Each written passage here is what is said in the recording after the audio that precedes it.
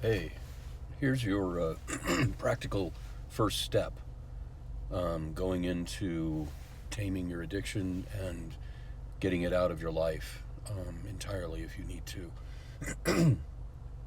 Addictions function in your brain just like any other habit, but addictions are different because they work so hard on very specific parts of our brain that we start to look at them as a part of ourselves, and that's something that tripped me up for years with cigarettes. You know, I am a cigarette smoker. That's who I am, and so you can't get mad at me for cigarette smoking.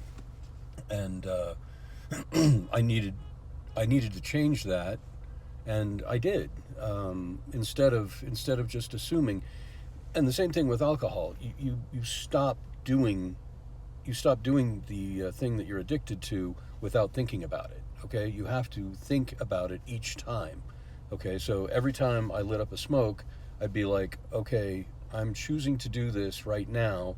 I know that it's killing me, and I know that I can stop, and that's how I need to start looking at this going forward.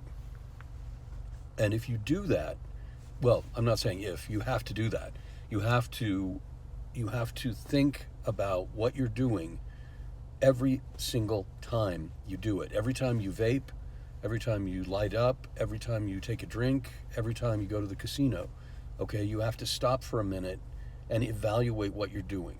Okay, that's a huge first step, and you don't have to do it for that long before you quit, or before you take your first real break from it. But it's a very important step. You have got to change your attitude towards it. It is not a real part of you. Okay, it is not who you are. It's something that got into you. People marketed it to you, and people engineered it so that you would fall in love with it and make it part of your persona. It isn't. Okay, so keep that in mind. All right, have a great day.